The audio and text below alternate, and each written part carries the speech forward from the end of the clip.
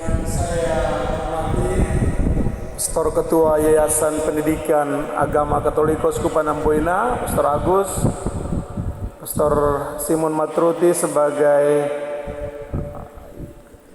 apa ikut tadi perwakilan yayasan, Pastor Sandro sebagai direktur yang kolese yang baru dari unsur pemerintahan, juga para kepala sekolah, para guru, dan siswa-siswi yang saya kasihi.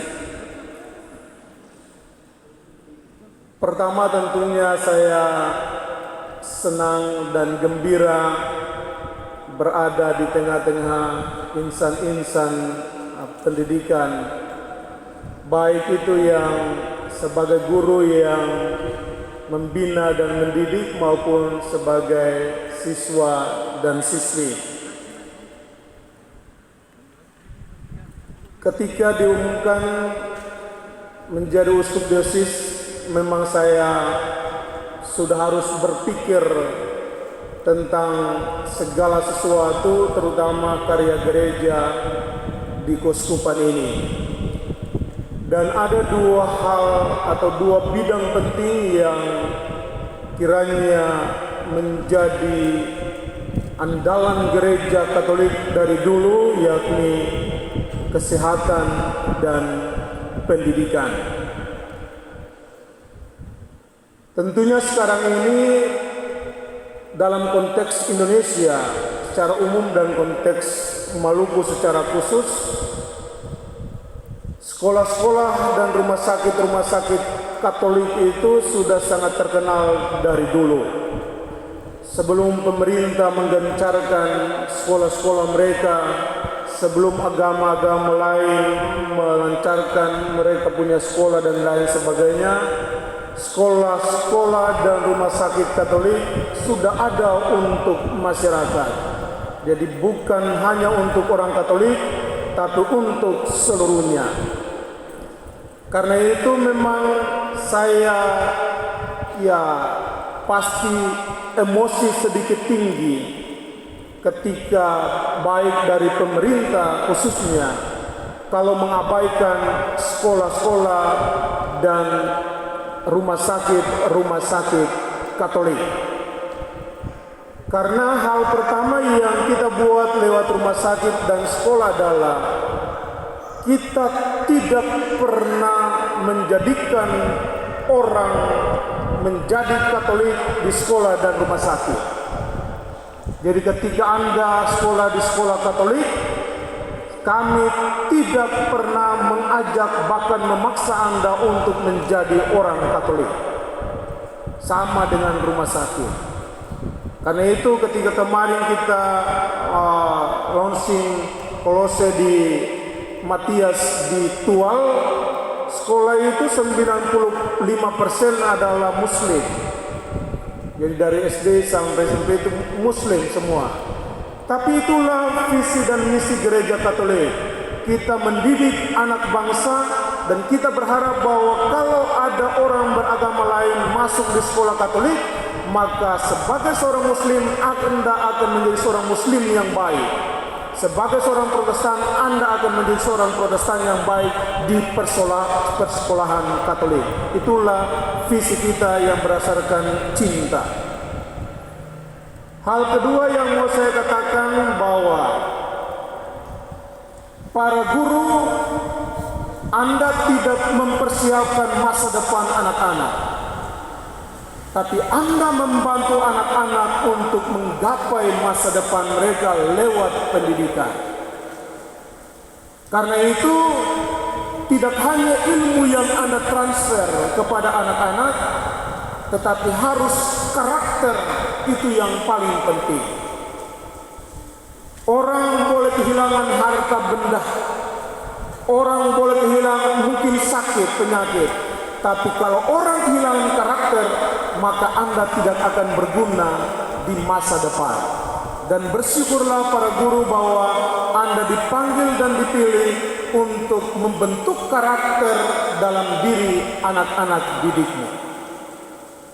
Karena itu untuk kita di keuskupan sekarang, saya bersama dengan Pastor Agus sebagai ketua yayasan, kita bergerak cepat. Saya tidak mau lama-lama. Karena itu, untuk sekarang kita akan membentuk kolese di pusat-pusat pemerintahan. Jadi di Tanimbar, kolese Santo Yosef. Tadi Pastor Agus sudah jelaskan, tetapi secara internal nama Yosef ini diambil dari Monsinyur Joseph Tetol, supaya kita menghormati para pendahulu kita. Di kecil Langgur kita akan menggunakan kolese Yohanes Ars sebagai uskup pertama Keuskupan Amboina. Di Masoi kita uskup kedua Yakobus Grand. Di Elak kolese Andreas Sol, dan di Buru kolese Canisius Bapak Uskup Petrus Canisius Mendaki. Kita memberikan penghormatan kepada pendahulu-pendahulu kita dengan nama-nama itu. Apa yang ada di balik atau tujuan dari pendirian Kolose adalah kita menginginkan bahwa terjadi pusat-pusat pendidikan agama, pendidikan sekolah Katolik. Nama adalah Katolik tetapi terbuka untuk semuanya. Karena itu ke depan kita akan mengembalikan sekolah-sekolah yang berasrama. Karena pendidikan karakter anak tidak cukup di sekolah, harus ada di asrama. Yang berikut, untuk persekolahan, semua persekolahan Katolik, ke depan saya akan menarik para pastor dari jabatan sebagai kepala sekolah.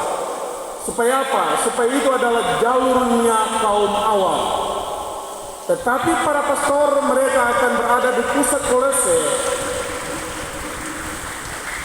Para pastor berada di pusat kolese untuk memudahkan koordinasi dari yayasan Tun di persekolahan Katolik. Karena itu awam-awam jangan resah, jangan gelisah. Saya akan mengembalikan itu kepada Anda, tetapi tentunya penilaian menjadi kepala sekolah tentunya harus berdasarkan kriteria yang jelas. Pastor Agus adalah anggota BAN provinsi dan dia sangat tahu tentang kriteria seorang kepala sekolah. Saya juga adalah mantan asesor provinsi, jadi juga sejujurnya ada pengetahuan tentang kualitas sekolah, sistem dan kepala sekolah. Karena itu yang akan kita buat ke depan dengan harapan bahwa keunggulan-keunggulan yang kita dapatkan dulu dalam gereja Katolik kita kembangkan lagi, kita bangkitkan lagi. Dan kompleks ini saya berharap bahwa ke depan akan terjadi pusat persekolahan dari TK sampai di SMA. Bapak Ibu saudara-saudari yang terkasih, tentunya dukungan dari pemerintah maupun pihak lain kita sangat harapkan. Karena itu baik direktur maupun perwakilan yayasan harap bekerja secara proaktif untuk sekolah-sekolah kita. Sekali lagi saya tegaskan bahwa jangan pernah ada pemaksaan terhadap anak didik di sekolah-sekolah Katolik untuk menjadi orang Katolik. Pendidikan itu penting. Jadi didiklah orang untuk semakin menjadi Islami, semakin menjadi Protestan di sekolah Katolik, dan itulah warna atau wajah gereja Katolik di masa ini dan masa yang akan datang. Dan akhirnya saya mengucapkan selamat kepada bidang pendidikan yang sangat proaktif untuk melakukan segala sesuatu berhubungan dengan sekolah-sekolah persekolahan Katolik, dan saya tetap berada di belakang Anda sekalian untuk kemajuan sekolah-sekolah Katolik demi masa depan anak-anak kita, terutama di wilayah KKT dan MBD ini. Sekian dan terima kasih. Terima kasih kepada Bapak Uskup Diocese Amboina yang mulia Monsinyur Zeno Mitra PL yang telah memberikan sambutan. Mari kita berikan sambutan yang hangat dan kebenaran yang mulia.